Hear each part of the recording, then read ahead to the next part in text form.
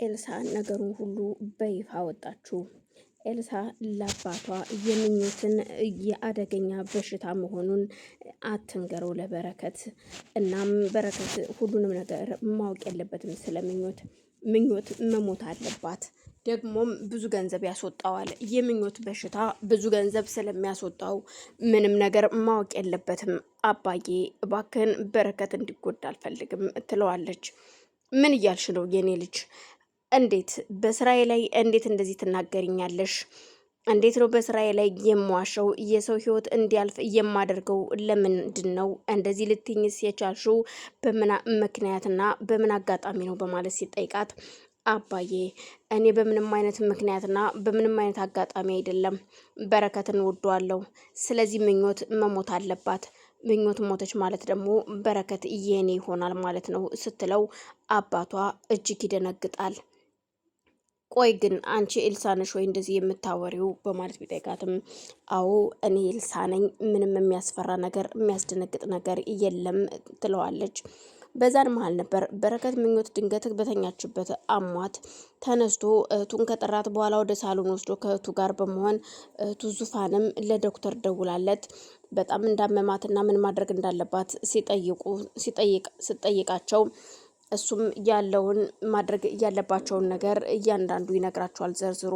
በዛን ሰዓት ኤልሳ በጣም ትናደዳለች። እናም ዶክተርም መስኮት በመጀመሪያ መስኮቱን ክፈቱትና አየር ይግባ፣ ከዛም ትራስ አድርጋችሁ ቀን አድርጋችሁ ቁጭ አድርጓት፣ በፍጹም እንዳትተኛ፣ ከዛ መድኃኒቱን ስጧትና ተዋጠው፣ ከ15 ደቂቃ በኋላ ትነቃለች፣ ምንም ችግር የለውም፣ ካልነቃሽ ደግሞ በአስቸኳይ ወደ ሆስፒታል ትሄዳለች፣ እኔም እመጣለሁ፣ አያታለሁ መጣው በማለት ስልኩን ይዘጋል። በረከትና ዙፋንም የተባሉትን ነገር በተግባሩ በመተግበር አሁን ላይ ምኞት የሚያንቀጠቅጣት ነገርና ሁሉም ነገር ይቀንስላታል። አዎ እግዚአብሔር ይመስገን አሁን በጣም ደህና ናት፣ አሁን እየቀነሰች ነው በማለት ሁለቱም ተረጋግተው ቁጭ ብሏል። በረከት ለጊዜው የተረጋጋ ይምሰል እንጂ የምኞት ነገር እጅግ አሳስቦታል። ምኞትን ካጣኋትኝ ሰው አልሆንም፣ ያለ ምኞት መኖር አልችልም ብሎ ለእህቱ ይነግራታል። ዙፋንም ወንድሟ እንደዛ መሆን ግራ ጋብቷታል። ምኞትን በጣም እንደሚወዳት እየገባት ነው አሁን ላይ። ምኞትን ካጣ ወንድሜ ሰው አይሆንም ማለት ነው። ስለዚህ እሱ ብቻ ሳይሆን እኔም ተረባርቤ ምኞትን እንድትድን ማድረግ አለብኝ በማለት የምኞትን መዳን ሁሉም እየጓጉ ነው። እዛ ጋ ግን ወዳጅ መስላ ጥላትየዋ ኤልሳ ከአባቷ ጋር ትመጣለች። አባቷ ጋር ስትመጣ ሁሉም እዛ ቁጭ ብለው ስለነበረ ሁሉም ካዩ በኋላ አይ ምንም አትሆንም አሁን ደህና ናት በማለት ዶክተርማ ካያት በኋላ እኔ እናንተ ግን ወደዛ ዞር ብለን የምንነጋገረው ነገር አለ፣ አባዬ መኝታ ቤት ግቡና ተነጋገሩ በማለት ኤልሳ ለምኞት ያሰበች መስላ ወደዛ እንዲሄዱ ታደርጋለች። ወደዛ እነሱም ወደ መኝታ ቤት ይነጋገራሉ። ዶክተሩም በጣም ከባድ እንደሆነና ከጊዜ ጊዜ እየባሰ እንደሆነ በሽታው በአስቸኳይ ቀዶ ጥገና እንዲደረግላት እኔም የምችለውን ያህል አደርጋለሁኝ። እርግጥ ብዙ ሰው አለ፣ ግን ደግሞ በአስቸኳይ እየሷ እንዲቀድም አደርጋለሁ። እናም አንተም ገንዘቡን አዘጋጅ ይለዋል። በረከትም እባክህን ዶክተር ምኞትን አጣው ማለት እኔ ራሴ ጠፋለሁኝ። ምኞትን አጥቼ መኖር አልችልም። ያለ ምኞት ህይወቴ ሁሉ ጨለማ ነው የሚሆነው። እናም የምኞትን ነገር ላንተ ነው አደራ የምሰጠው በማለት ለዶክተሩ ይነግረዋል። ምንም ችግር የለውም አታስብ፣ ምኞት ምንም አትሆንም ይለዋል። በዛን መሀል ኤልሳ ዙፋንን ውሃ እንድታመጣላት ትልካታለች ወደ ኪችን። ዙፋንም እሺ በማለት ወደ ኪችን ውሃ ለማምጣት ስትሄድ ኤልሳ ግን ምኞትን አንቺ የተረገምሽ አሁን መሞት አለብሽ አንቺ። አዎ በረከትን ማስጨነቅም ሆነ ማስቸገር የለብሽም። በረከት ላንቺ የሚገባ ሰው አይደለም። በረከት ለኔ እንጂ ላንቺ የሚሆን ሰው አይደለም። አንቺ የተረገምሽ ድሃ ነሽ፣ መሞት አለብሽ፣ መታከም የለብሽም። ስለዚህ አንቺን የምገልሽ እኔ ሆናለሁ፣ ከዛ በረከትን የግል ያደርገዋለሁ ትላታለች። በዛን መሀል ከራሷን ስታቅ ምኞት አይኗን ስገልጽ ማን ነው ካጠገቤ ያለው? ኤልሲ አንቺ ነሽ ወይ በማለት ስጠይቃት አዎ ግን ድምፅሽን መስማት አልፈልግም፣ ዝም በይ። ምን ነው አንቺ ይህን ሁሉ ነገር የምታደርጊው? ቆይ በረከት አያሳዝንሽም? ለምንድን ነው ለበረከት ስትይ ከዚህ አካባቢ የማጠፊው? ከዚህ ጥፊ። በረከት ባንቺ ምክንያት እየተሰቃየ ነው። በረከት ባንቺ ምክንያት ገንዘቡን ንብረቱን ሊያጣ ነው። ስለዚህ በረከትን የእውነት የምትወጁና የምታፈቅሪ ከሆነ ከዚህ መጥፋት አለብሽ በማለት አይኗን እያጉረዘረዘች ትነግራታለች። ምኞትም በጣም ትናደድና ወድጄው እኮ አይደለም በሽታውን ያመጣሁት ምንድነው አድርጌ የምትይኝ ኤልሳ ስትላት፣ በቃ በዚህ ልክ እንዲሆን አልፈልግም፣ በረከትን እንድትለቂው ፈልጋለሁ፣ በረከትን ጥለሹ ጥፊ የሚል ምክር ትመክራታለች። ቅናት እንደሆነም የገባት ቢሆንም ምኞት ግን አሁን ላይ በሽተኛ መሆኗ አንድ አካሏን ያጎደለባት ይመስላል። ግን ደግሞ በረከት ያንን እንዲሰማት ማድረግ አይፈልግም። እናም በዛን ሰዓት ምንም ነገር ሳትቆይ ዙፋን ትመጣለች።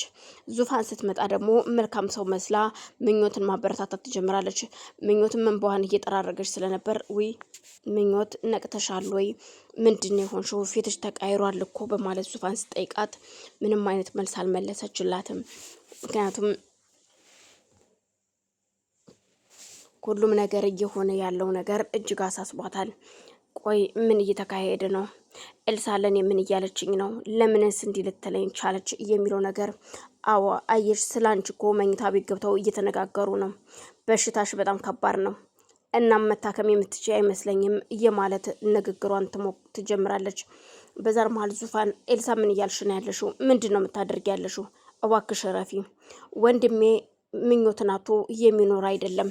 ምኞትን በጣም ያፈቅራታል ኤልሳ፣ እባክሽን አፍሽን ልትዘጊ ትችያለሽ ወይ ስትላት፣ ቆይ ምንድን ነው እያልሻለሽው? እኔ ሳልታይሽም ወይ በማለት በገአድ ለዙፋን ትነግራታለች።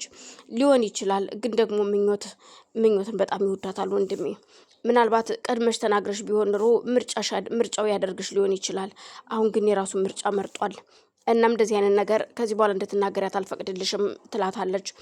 በዛር መሀል በረከትና ዶክተርም አሁን እሷን ማበረታታትና ማጠንከር፣ እንዳትጨናነቅ፣ ስራ እንዳትሰራ ማድረግ አለብህ፣ ኩሽና ገብታ ስራ ምናምን እንዳትሰራ፣ ይህንን አንተ ደግሞ ትሪት አድርጋት፣ አጫውታት፣ አዝናናት። እንደዚህ አይነት ነገሮች ነው እየሷ በሽታ የሚፈልገው። እናም ጭንቀት አይፈልግም ሲለው እሱም ደስ ብሎት በቃሽ እስከዛው ድረስ የምችለውን ሁሉ አድርጋለሁ ዶክተር፣ አንተ ባንተ በኩልም የምትችለውን ነገር እንድታደርግ እፈልጋለሁ ይለዋል። እሱም እሺ ይለውና ሁሉም ነገር ተስማምተው በቃ እንውጣ ብለው ወደ ሳሎን ይሄዳሉ። ሲሄዱ ዙፋንም ሁሉም እዛ ቁጭ ብለው ስለነበር እሷም ስለነቃች ምኞቴ ነቅተሻል ወይ በማለት በኤልሳ ተነሽልኝ ይልና ከተሷ ቁጭ ላል ከእግሯ ስር ምኞት አሁን እንዴት ነሽ?